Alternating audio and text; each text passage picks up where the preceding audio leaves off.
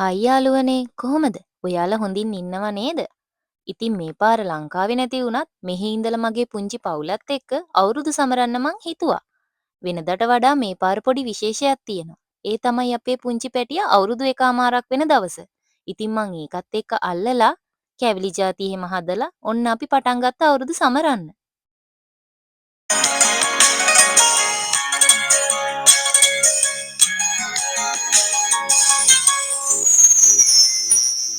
සිහිනේ ආදී නව අවුරුදු ඇදී සිරු සලඳ මහද නදදිනා සිහිනේ ආදී නව අවුරුදු ඇදී සිරු සලඳ මහද නදදිනා සිනා උදාවේ වසර නිමාවේ කෝල් මලේ අපහාදුර සරහරි දෙල්ලේ කලාදැසේ කයා ගීතේ අවුරුදු සිරි දෙහදරා කනක දෙල්ලේ සුබ සිහිනේ ආවි නව අවුරුදු ඇදී උසිරු සලඹ මහද නද දිනා සුබ සිහිනේ ආවි නව අවුරුදු ඇදී උසිරු සලඹ මහද නද දිනා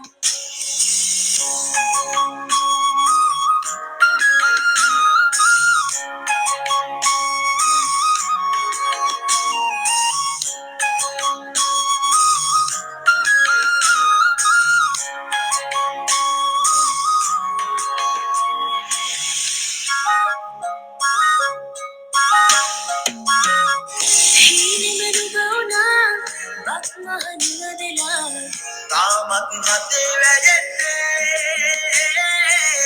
නැතිව ආශා සිනහේ වර්ෂා රසයේ නුරා දැවෙන්නේ. ඉතින් මෙහෙම තමයි අපි අපේ චූටි අවුරුදු කුමාරිත් එක්ක අවුරුදු සැමරුවේ.